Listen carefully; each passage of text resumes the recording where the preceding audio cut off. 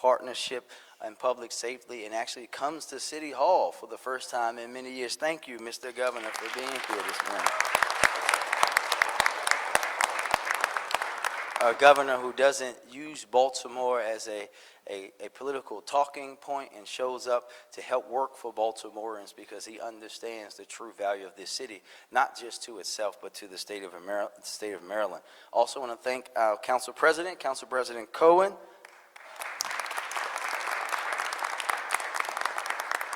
I know the Council President was on the mend. He looks and sounds better, so no one has to worry about getting sick. I think I may have made him sick, so I'm sorry, Mr. President. We also have with us Councilwoman Ramos, Councilman James Torrance, also known as the mayor's favorite Carver Care Bear, Councilman Paris Gray from the 8th District of Baltimore City, Councilman Mark Parker. I'm about to say Councilman Zach Blanchard, who I love very dearly, even though he coaches the wrong high school sports team in Baltimore. Councilman Antonio Glover, Councilwoman Felicia Porter, the Public Safety Chair, Councilman Mark Conway. Thank you all for being here. We have our Police Commissioner, Commissioner Worley, our Sheriff, Sam Cogan, our Deputy State's Attorney, Angela Giuliano, all of our Baltimore City public safety partners from GOCP, our federal partners from FBI, DEA, ATF, our community partners and community organizations that are here with us, all of the folks in Muncie and Safe Streets, everyone who's doing the crucial work on the ground to make Baltimore a safer place. And there are too many to name, but I'm going to try anyway. We have with us RoA, who does that work each and every day. YAP, the brothers of We Are Us, I guess technically that includes me too. Challenge to Change, the Peace Team, Let's Drive Baltimore, B360, I said Safe Streets, Living Classrooms, Johns Hopkins Hospital, all of our partners at LifeBridge, just to name a few. And I want to be very clear that this diverse group of city agencies, partners, business leaders like Mark Thomas from the GBC, and community members that we have with us today demonstrates the intense coordination and collective willpower that has continued to make a difference here on the streets of Baltimore.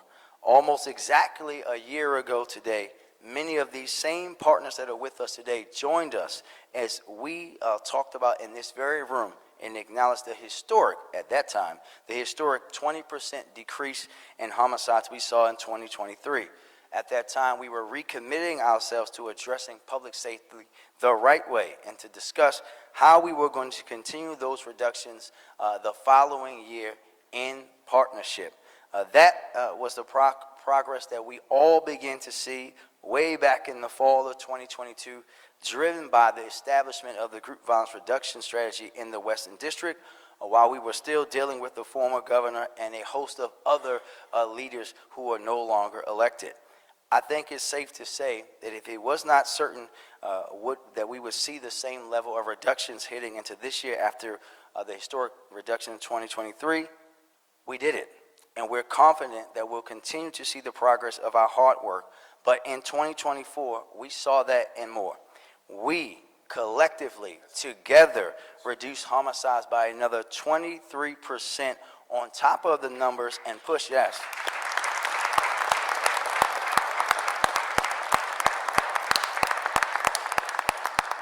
And pushed non-fatal shootings down by an impressive 34%.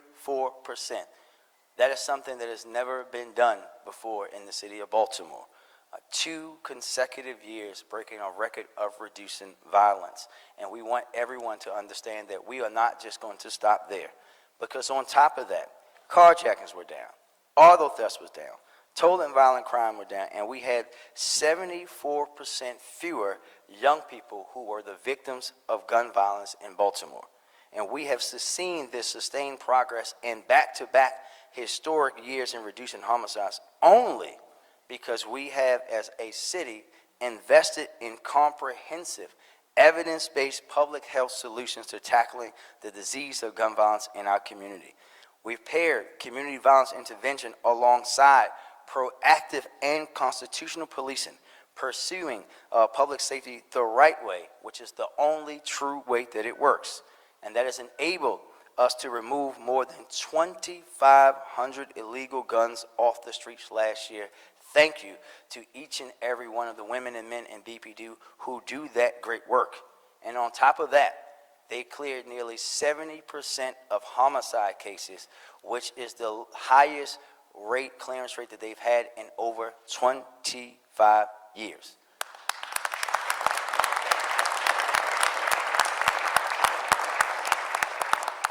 It's about understanding how critical that role of law enforcement is, while simultaneously treating violence as a public health issue and understanding that the full weight of public safety should not fall on the shoulders of law enforcement alone.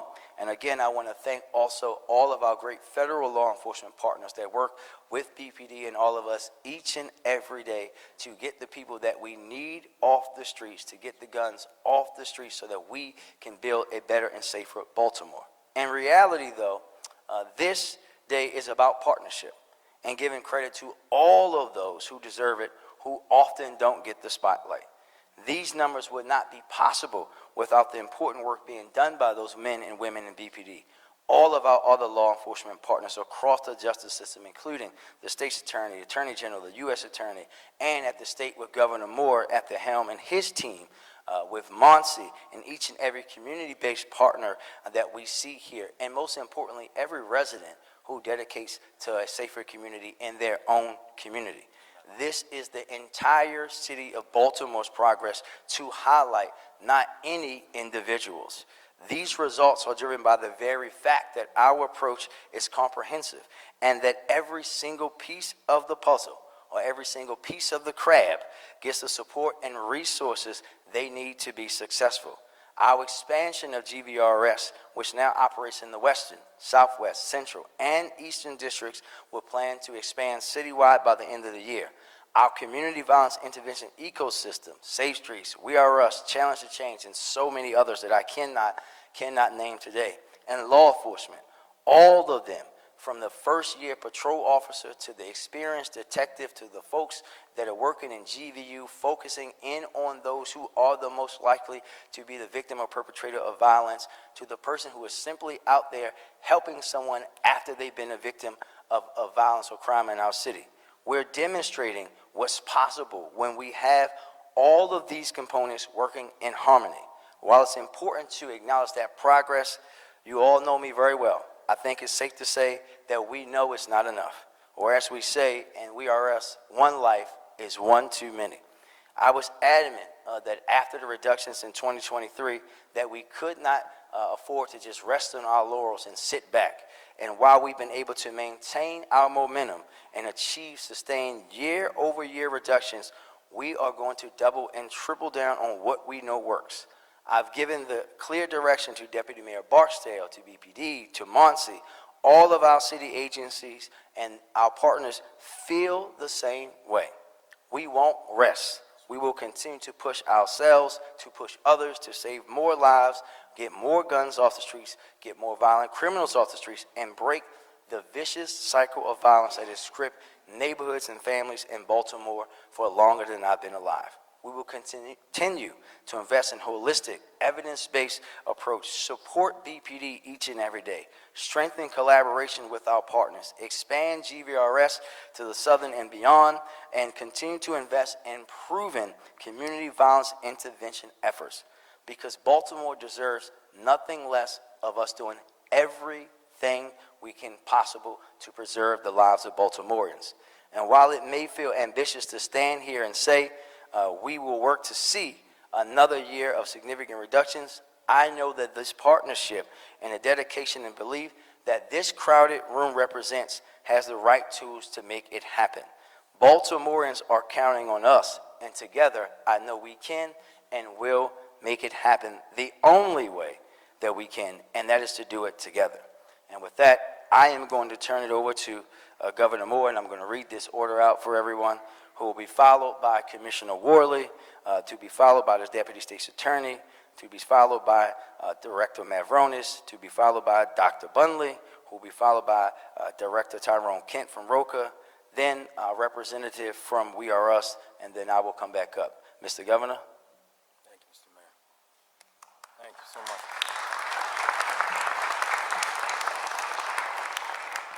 Good afternoon, everybody. It's a joy to be with each and every one of you here. And Mr. Mayor, I just want to say, as ever and as always, it is a pleasure to be your partner inside this work. He was kind enough, it's good to be back in City Hall. He was kind enough to show me the office where I interned when I was at City Hall, just right across the way. But it is good to be back here because we see this is what partnership looks like, and these results are what partnership produces. When you have people who are all working together, people who understand that we all have an important and an individual role to make sure that our communities are safer, to make sure that they are thriving, to make sure that everyone who is proud to call themselves a Baltimorean and proud to call themselves a Marylander, that they have the right to exist in a community that sees them and supports them. This is what is required. This is what is necessary, this kind of partnership. Because we know that success is not singular. Anyone who tries to singularly claim credit for success is either naive, being silly, or truthfully, are just plain disingenuous. Because that's not how success happens. Success happens when you have people who are willing to band together to achieve a common goal. Making communities safer requires leadership and it requires collaboration. And you do not get here without those exact frameworks. You don't get here if it were not for the work and the leadership of the State's Attorney's Office. You don't get here had it not been for the work of our prosecutors and our public defenders. You don't get here without the leadership of law enforcement at local and state and at federal levels, the people who are willing to put on the uniform and serve our communities every single day valiantly. You do not get here without the leadership of our community groups and our grassroots organizations and our nonprofit organizations and community members themselves who say enough is enough and I need to be part of the solution myself.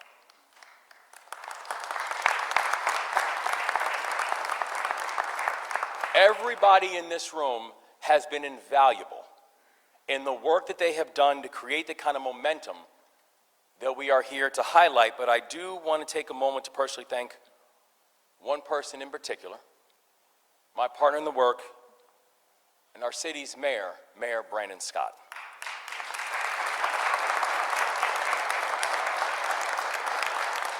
This is a leader next to me whose feet are firmly planted in City Hall, but whose eyes stay on the horizon. Whose eyes stay on the horizon of a Baltimore soon to be. Because this is a person who was taken an improbable journey. From a young boy who wasn't supposed to graduate from high school, is now becoming the city's greatest champion. And I have to say, I could not be prouder to have Mayor Scott as a partner inside this work. Thank you, Mr. Mayor.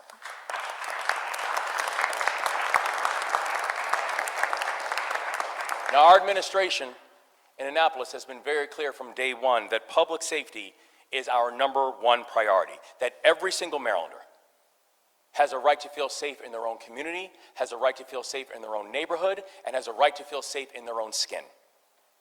Every single Marylander.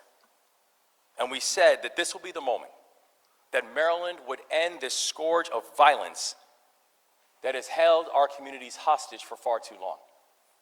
That this will be the moment when we would not choose between increasing accountability and increasing opportunities, that we can and we would do both. And we also knew what we were walking into. That Marylanders from the Western Mountains all the way to the Eastern Shore and everywhere in between have felt unsafe in their own communities. That Baltimore City had endured 8 straight years of 300+ homicides every year for the 8 years prior to our administration coming on board.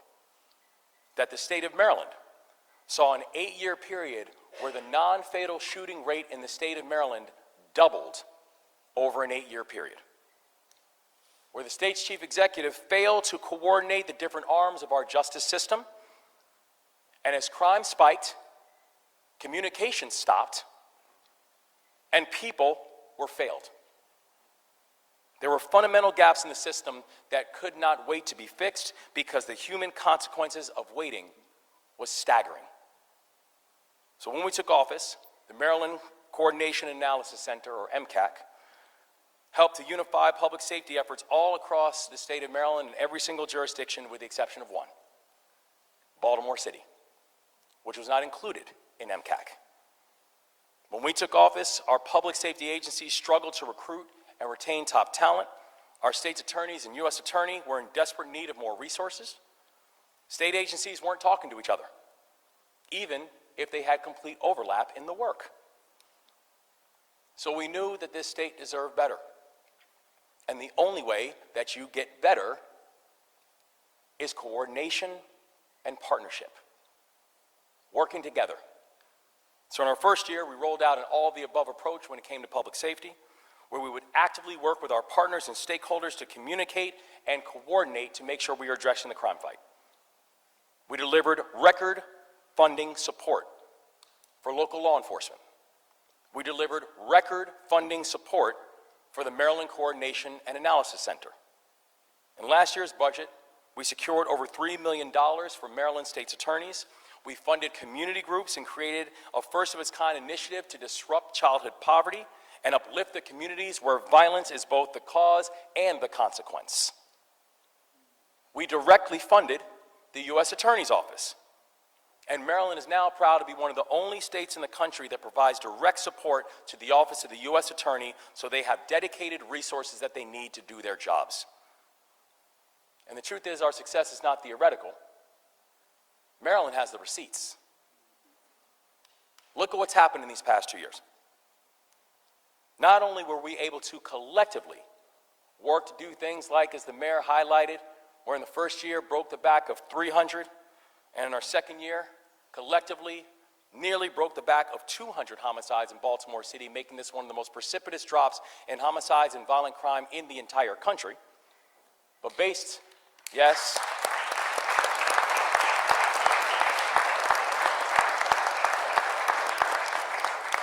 on preliminary data, we are about to finish the first week of 2025. Yeah, let me not say it. With a pretty good start. With a pretty good start. And that hasn't happened as long as I can remember. You do not deliver these kind of results just because. You deliver them through partnership, through working together, to checking egos at door and saying everybody has a role to play. And we need everybody to play their role. And the work has only begun. Because tomorrow is the first day of the legislative session, 2025 legislative session, and as we roll out our agenda, we will continue to prioritize public safety in the state of Maryland. This year's budget will propose an additional $122 million in local aid for police protection. This year's budget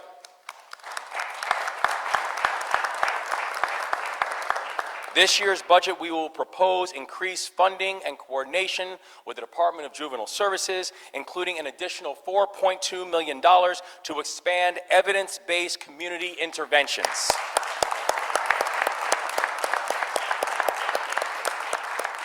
And our upcoming budget will also include funding to reopen the Catchison Treatment Center in Western Maryland and renovate the Maryland Youth Residence Center in Baltimore City. These investments will help our children with the most complex needs. These investments will make sure that we have places and spaces where we can reach Maryland's hardest to reach children. We're talking about kids who need the most care. We're talking about kids who have had some of the greatest challenges. We're talking about the kids who need the most support, and whether that's in custody of the Department of Juvenile Services or in care of the community. That we have to make sure that we have real accountability for those who break the law. And we have to make sure that we have supports for the people who break the law, that if they have an opportunity to have a second chance at life, those second chances must be available. And the supports must be in place to make sure that they are available, because if you have an opportunity, if you have a child who is a repeat offender, a child who is dealing with deep challenges, and if the only options that we have been able to present are either send them home or send them to an adult facility, we are failing. Provide the resources to be able to have additional supports so you can make sure that both, yes, we have to increase accountability and we have to increase opportunities. That's how we are going to get to a safer society.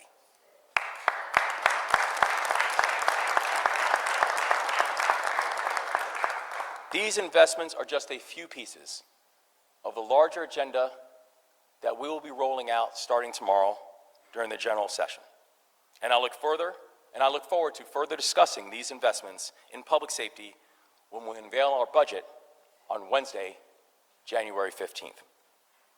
I'm proud of the work that we've gotten done together so far, and I'm humbled by the work ahead. And our commitment to the people, to the state of Maryland, is this: we will stay coordinated, we will stay vigilant, we will continue to make Maryland safer, and we will continue to move in partnership, because partnership produces progress and nothing else ever will. And I'm incredibly proud to be able to turn the microphone over to one of our tremendous partners inside of the work, who he and his team over at BPD continue every day to do remarkable work to not just set a standard in Baltimore City, but also across the state. Baltimore City Police Department Commissioner, Rich Worley.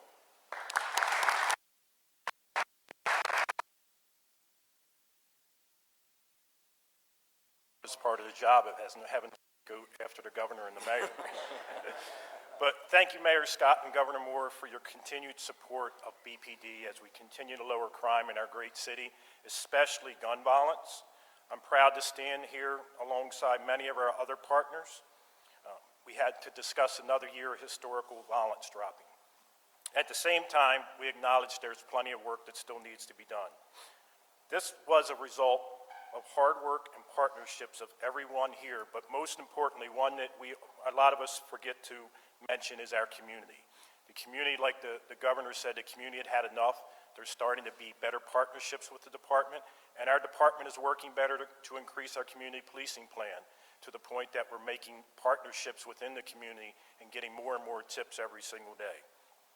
Even in the midst of the lowest staffing shortages that we've seen in many years, the members of our department have increased our clearance rates, conducting more proactive patrols, expanding our victim services unit, and above all, improving outcomes for those at-risk individuals.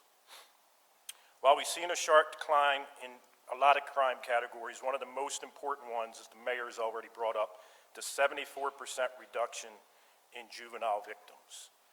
Our young people, that equates to a number of 57 less young people were the victim of a homicide or a shooting in just 1 year.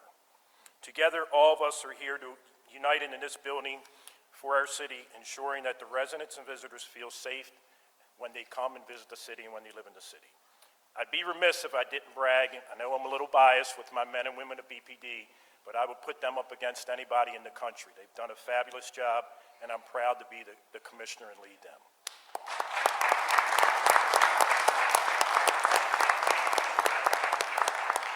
Each and every day to go above and beyond to respond to the needs of the community and the efforts that do not go unnoticed by everyone. As we look to 2025, I'm optimistic that we will continue to build on the record numbers that we've had the last few years. Thank you very much. I will now turn it over to Deputy State's Attorney Angela Galliano.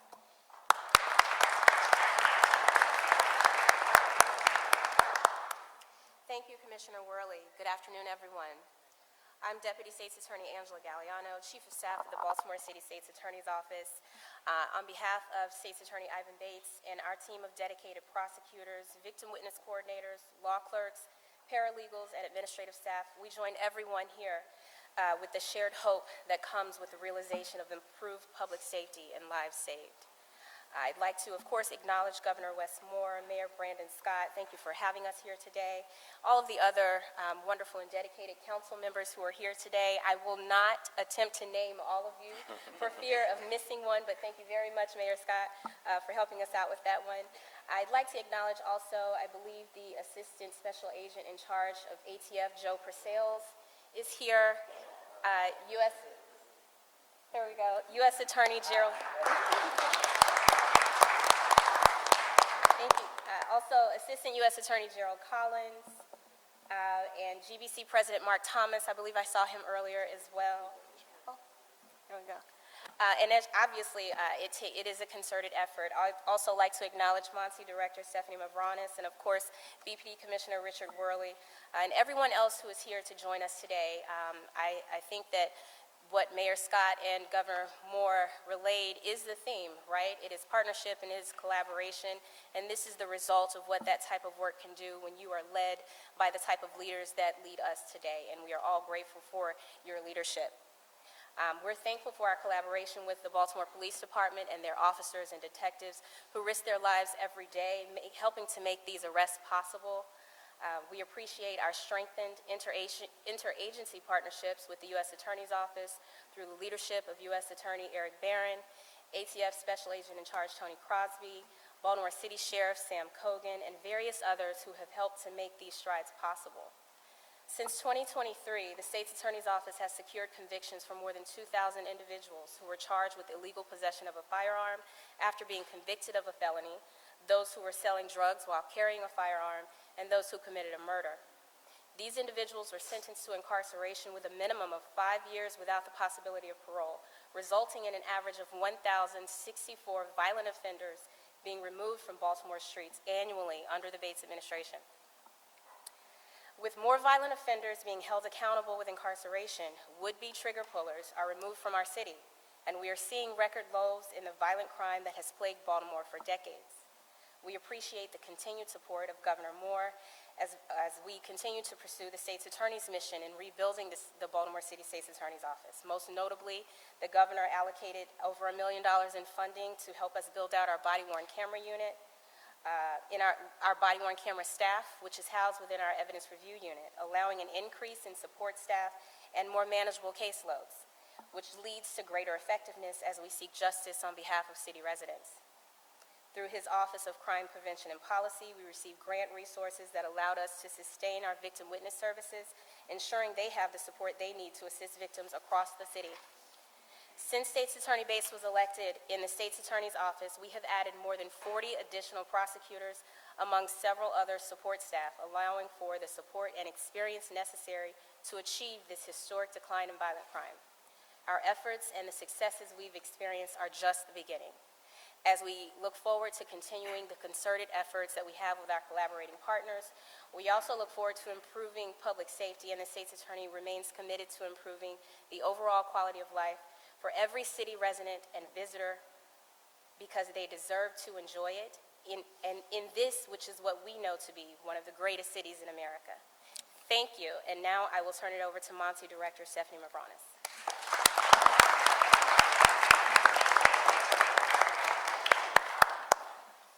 Thank you, Deputy. Thank you, Mr. Mayor and Governor Moore. I'm Stephanie Mavronis. I serve as the Director at the Mayor's Office of Neighborhood Safety and Engagement. Just want to echo that progress is the result of everyone. So many people in this room, so many people doing the work on the ground. We have seen immense buy-in from community partners and residents. We've seen unity around our shared mission to save lives, to connect people in need with resources in real time. And each play our role in this most important work. These reductions are only possible through the co-production of public safety, but we cannot and we will not stop until we're addressing every single life in Baltimore.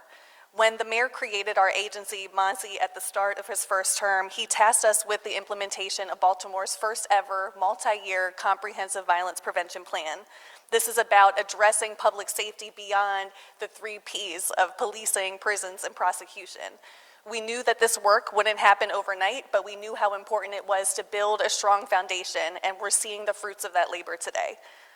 Our team and our partners have been working tirelessly to not just build, but rebuild, design the programs and systems necessary to produce long-term public safety in partnership with so many other agencies represented here today. We want to make sure that these reductions we're seeing are not just for 2 historic years, but that we're sustaining these declines of violence, and we will see anything short of that as not a success. We're seeing the fruits of our shared labor, as I mentioned. GVRS expanded into 4 districts with another on the horizon. We had 6 of our Safe Street sites reach more than 365 days without a homicide in their catchment zone this year. We've served, let's give a round of applause. We've served nearly 400 victims, helping provide real-time resources and prevent retaliation. We've coordinated 26 neighborhood stabilization responses across the city in this year. We've reestablished reentry work at a local government level. We're making safe return plans for residents who are preparing to return home from incarceration, and making sure that they're connected with the resources they need to be successful.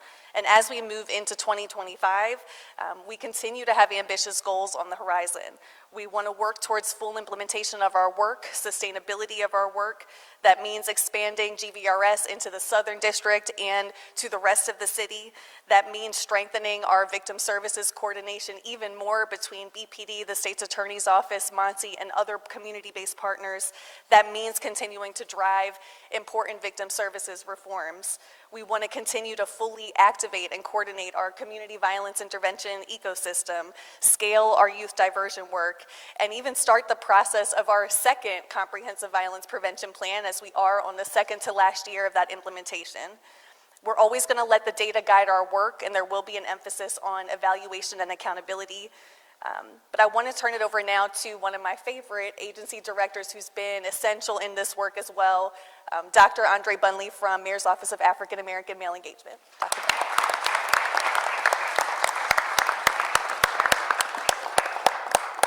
Mayor Scott,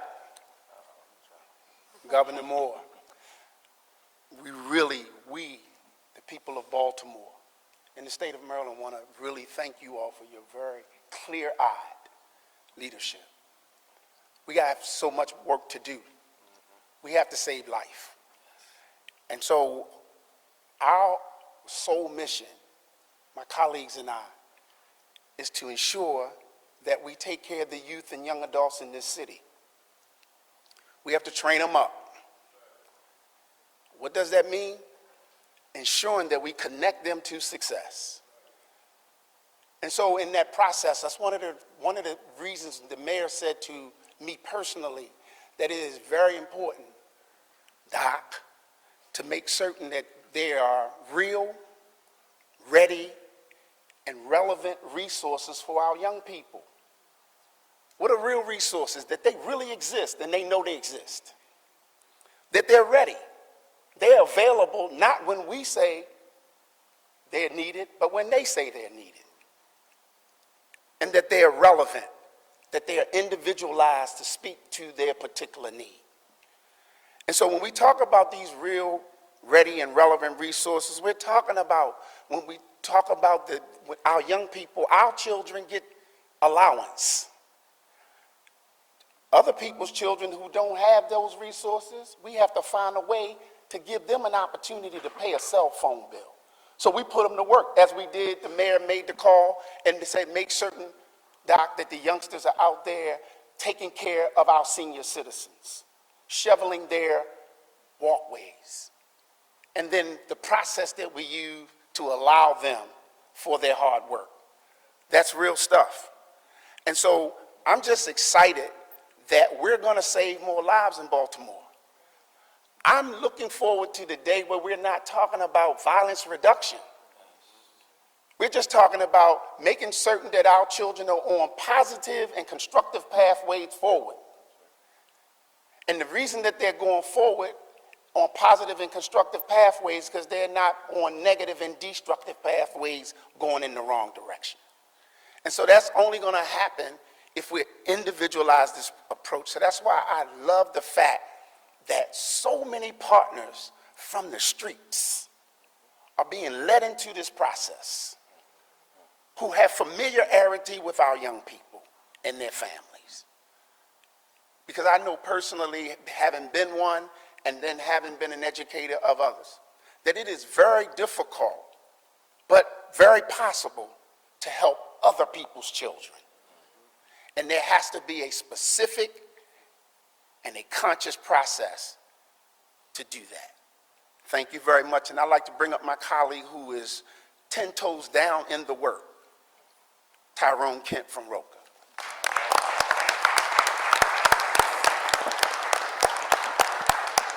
Good afternoon. Thank you, Mayor Scott and Monzi, for inviting RoA here today to join, and more importantly, for your leadership and your partnership. I've been engaged in youth work and violence prevention for more than 25 years, and I am proud to say that the partnership and collaboration amongst the city, leadership, and law enforcement and community agencies has never been nearly as strong and effective as it is today. A big part of what makes the collaboration so effective is the comprehensive nature of the resources around the table that allow us to address the root causes of violence with holistic strategies that include housing, education, employment, and mental health.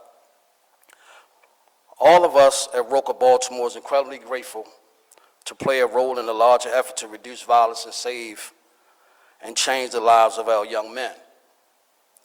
We are using brain science and non-clinical version of cognitive behavior therapy. We call it Rewire CBT, to help young men heal the trauma that is at the root of violence and provide them the skills they need to achieve a long-term behavior change.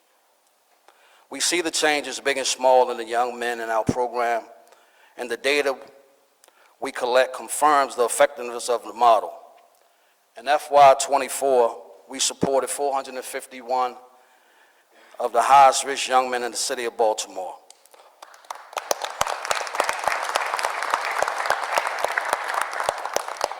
Of those in the program, 24 months or longer, 80% have no new arrests and 92 had no new incarcerations.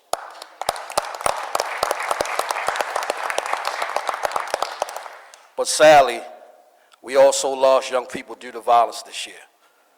And like everyone here, we are not satisfied with the progress made to date and are steadfast in our commitment to do all we can do to support the mayor's efforts to continue to reduce the number of homicides in our city.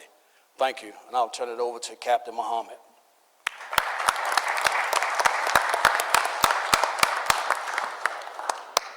Yeah, can they come up real fast? Yeah, please. I just want everybody to see our team because the message is going to reflect what I'm about to say. But I want to first thank God for this opportunity. I want to thank the governor. I want to thank the mayor, the state attorney, all the leaders that's here today. Back in 2018, Baltimore had 309 murders. 275 of the murders was black men. And 175 of the murders was headshots. And I was working with Dr. Bundley at that time in the MOAM office. I was a deputy director. And we took that data. And 2018, I resigned from the mayor's office, and we started We Are Us. And the reason why we did that, because we just believe at that time it wasn't enough support around the homicides and the shootings for black men, what the data said. So, and this is, after doing this work myself for 18 years, I am one of the co-founders of We Are Us. Me personally, I realized that we couldn't do this work by ourselves, right? So we had to diversify what we was doing, but also we went around the city, myself and Dr. Bundley, meeting with bishops and pastors and ministers, people who was just tired of the killings and the shootings. So We Are Us was birthed off of homicides and shootings, not jobs, not food, not training, not juvenile justice, not DOC, not conflict mediation, 100% homicides and shootings.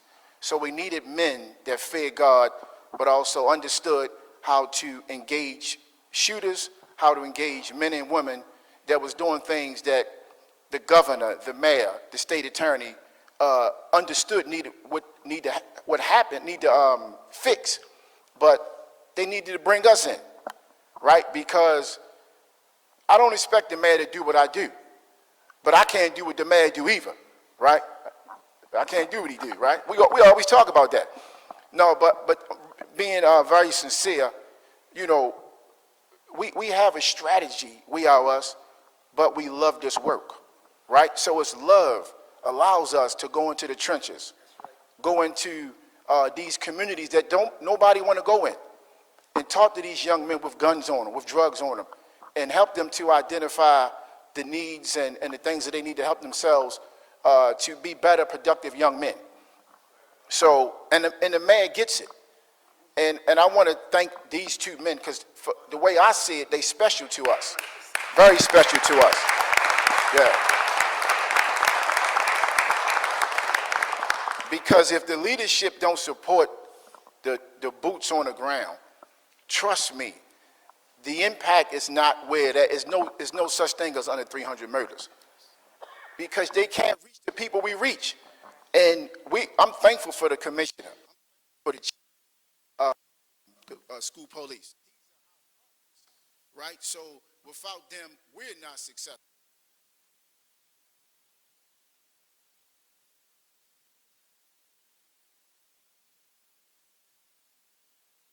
Accountability, I see,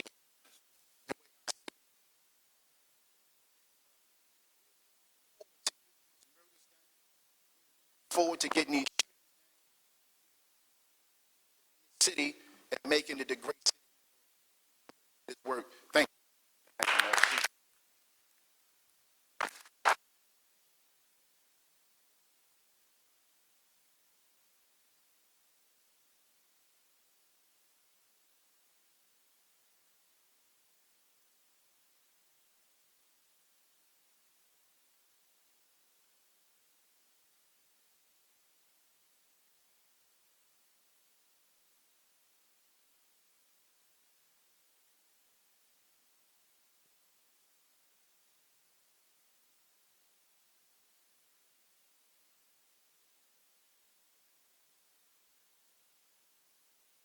One second, you got.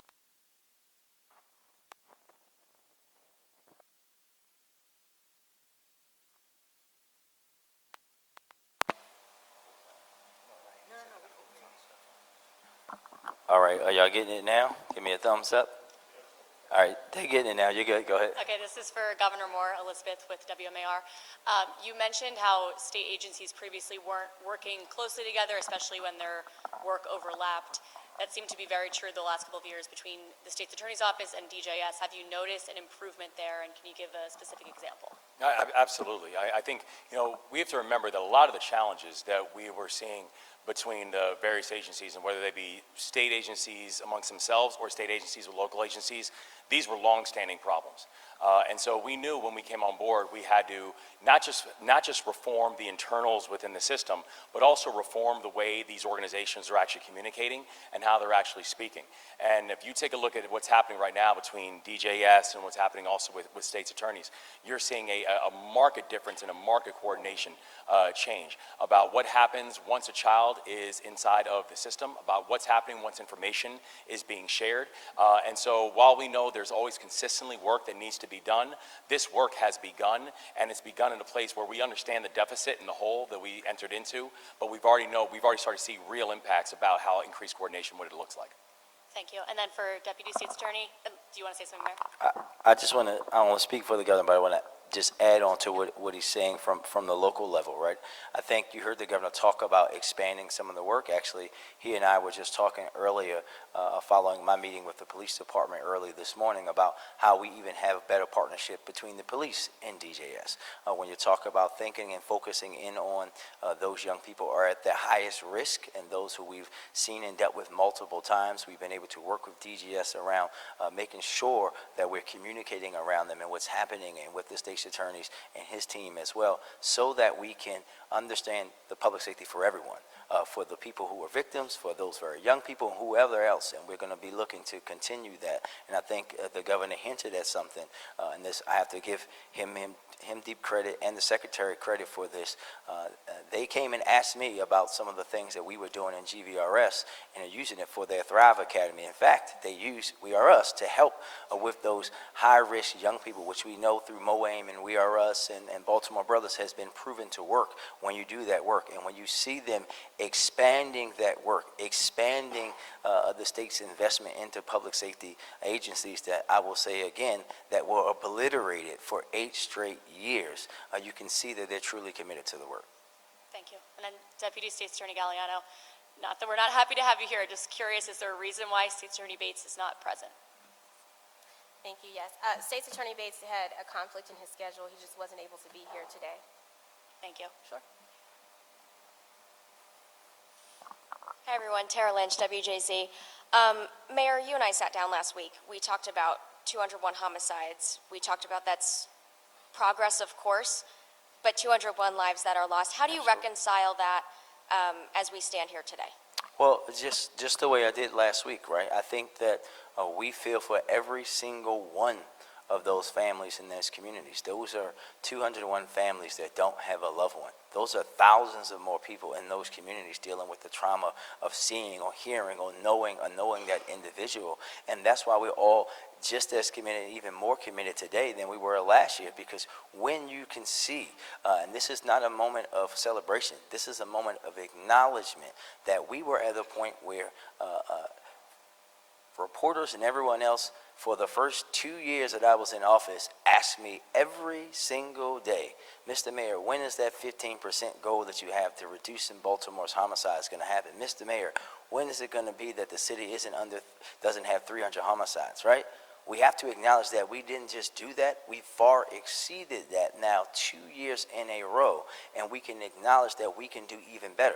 You don't hear any of us celebrating because, like I said earlier, one life is one too many. And if you know someone, right, I don't think that anybody that has lived in Baltimore more than 5 years does not know someone who's been the victim of gun violence, right? The folks that I know, when you've lost people, when you've, like me, been in Annapolis testifying on public safety bills to find out at that very moment that one of your best friend's brothers is gone, it hits different from you. When you've been the person ducking those bullets that Dr. Bundley and others had to come to my elementary school to talk to us about how we deal with it as a young child, it's different for you. So this is not us celebrating. This is us saying, look, Baltimore, we are not only achieving this reduction, we're achieving it at a higher rate than cities around the country, and that's why we have to be committed to being better every day. And another question for you, this is probably for you and the commissioner. We've talked about juvenile crime quite a bit. I think all of us have with all of you. I spoke with someone today who was a victim of juvenile crime in Federal Hill. He was hit with a broomstick. He's lost vision in his right eye.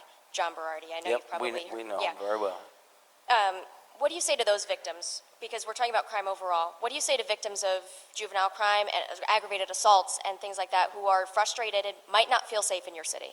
Yeah, I think that, listen, we understand that we don't want anybody to be a victim of any kind of crime, no matter whether it's property crime, violent crime, juvenile crime, adult crime, as I always say. I don't care if you're 3 years old, which we don't know they do, 10 years old, 14 years old, or 60. You shouldn't be out there committing acts of violence. And to that gentleman, every victim, this is why we're committed to that work. This is why we're committed to working with all of our partners to make sure that every part of the system is not only talking, but working to the highest levels, right?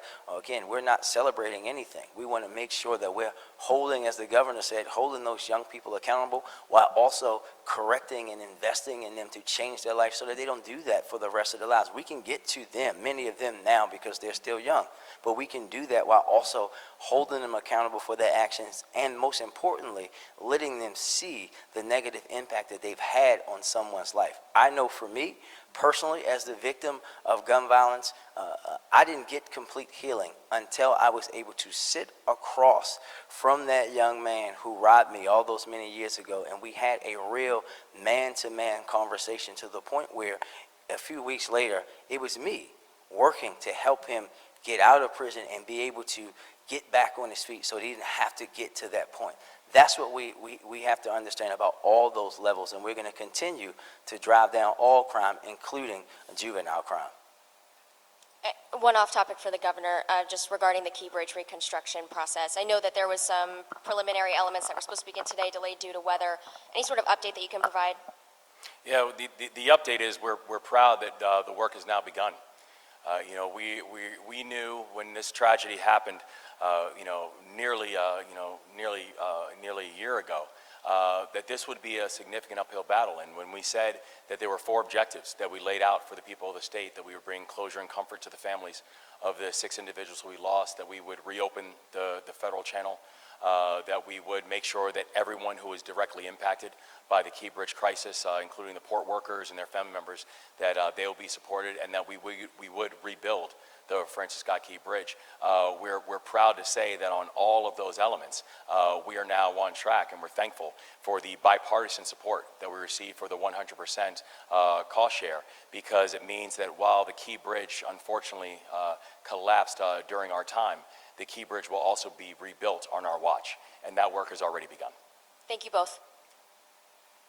Alexa? Hello, Happy New Year to you all. Happy New Year. Looking for a direct response from the mayor first on this. Of course, we talked about the expansion of GVRS.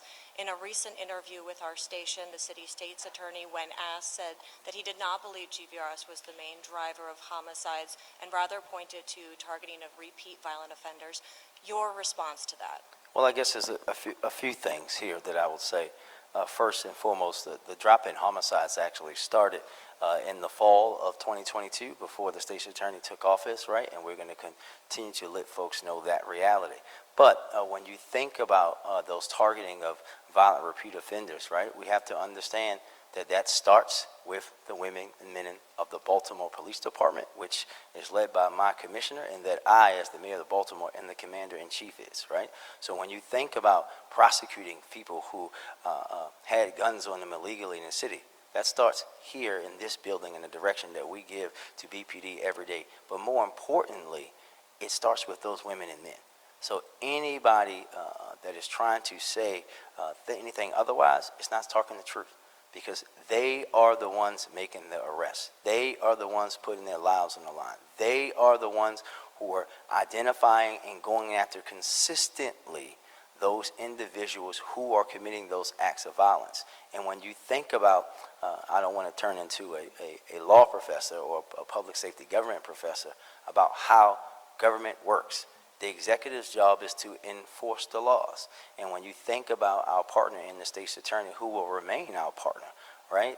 You think about our ability, the police department's ability, to send them every single day the highest quality of cases, clearing 70% of homicides, that allows them to do their great work that they do every day to prosecute those cases. But those cases are made on the backs of the women and men of the Baltimore Police Department, and I'm going to stand 20 toes down on understanding, for people understanding that reality. But since you brought up the GVRS, I think that we have to also be reminded that we are talking about those very same people.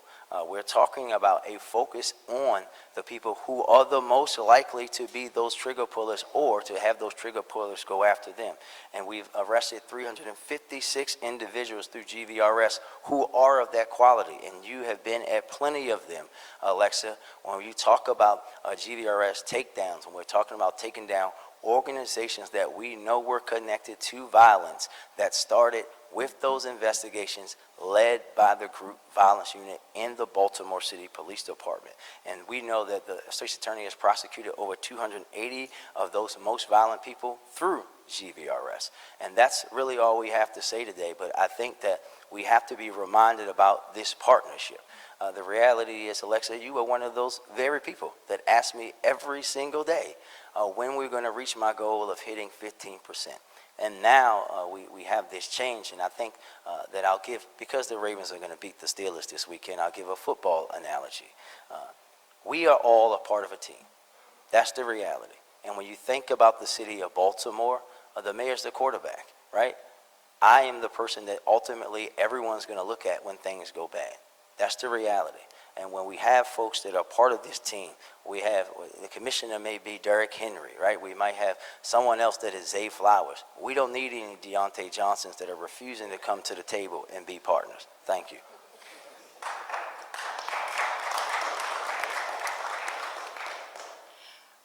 We've had situations where people have been either injured or killed by a defendant who was already wanted by police. Collectively, what are you all doing to better address the issue of unserved warrants? Well, I think that we all are going to continue to serve those warrants as possible. I think that we know that's a very difficult job. WATF for us has the highest level of them, working with our partners in the marshal's office, working with the sheriff's office. They all do a great job of going out and trying to find those people, but it's not as easy as people think. Sometimes folks are in different states, right? Sometimes they have to be brought back here. We all know infamously we had that individual after the Patterson High School incident that was going to another country. We're going to continue to do that work each and every day. But more importantly, we're going to try to prevent those people from being back out on the street in the first place. We're going to continue to take them off the streets and give cases to our partners in the state's attorney, in the U.S. attorney, in the attorney general that remove them from our neighborhoods, period. Maybe the commissioner or another agency can weigh in if any changes are going to be put in place to better, more swiftly track down these offenders? I think that no one else needs to add. We're not going to give you law enforcement strategy about how we're going to track down criminals. I don't think the U.S. Marshal's Office or the police department, our public safety agencies are all smart enough to know we're not going to talk out loud about how we're going to track criminals because they watch your station. Well, will there be changes? Again, Alexa, there are always changes into our public safety strategy. We make changes every single day and we'll continue to do that. Barry Sims, WBAL TV. Mayor, twice we've heard about the expansion of GVRS. Where is it going next? How's it going to go? You're trying to get it done by the end of the year. Can you give us some statistics or some information as to where it's going to be going? The Southern District is next. Southern District is the next district, and then we'll go from the Southern throughout the rest of the city. Now, we can't tell you, Barry, which district is going to be after the Southern because the data tells us that, right? This isn't like some of the previous times when we've had GVRS and it was basically done in a political manner. We let the data say where we should go next based on the connectivity of groups, based on the connectivity of violence. Again, we are talking about evidence-based proven practices, right? And you don't have to just believe the mayor, right? We have academic research, right, by world-renowned folks that shows this strategy is working, whether it's folks at UPenn, the folks at Hopkins, everyone is saying that the strategy collectively that we have is working, and we're going to stick with that and expand it throughout the city, but we are going to do it responsibly because one of the things that I heard consistently from my technical assistance partners is that one of the reasons why we failed at GVRS the previous 2 times is because we tried to grow too fast. You have to do it in a responsible, data-driven manner. And final questions dealing with, in a little while you're going to have a vigil for victims of last year. What message do you have for those families? That we will never not be with them. That our detectives, if their case isn't solved, is going to continue to work on these cases, and that the entire city government, the entire city is going to be standing with them for whatever they need, and we're never going to forget about them. I know for me, I don't forget about those people. I don't forget about those phone calls. I don't forget about the funerals of people that we lose, and seeing that hurt on people's eyes, especially when we lose young people, and seeing that hurt in family members' faces. So we'll never forget them, and we'll be here to support them and also work with them to prevent it from happening from other folks. I met a young lady who the other day who started an organization after her son was murdered, and she just thanked me for stepping up to help her in that situation. And I didn't know it at the time, but she now partners with Monsi to help in this ecosystem of healing people, and we're just thankful to individuals like her. All right. Thank you, everybody.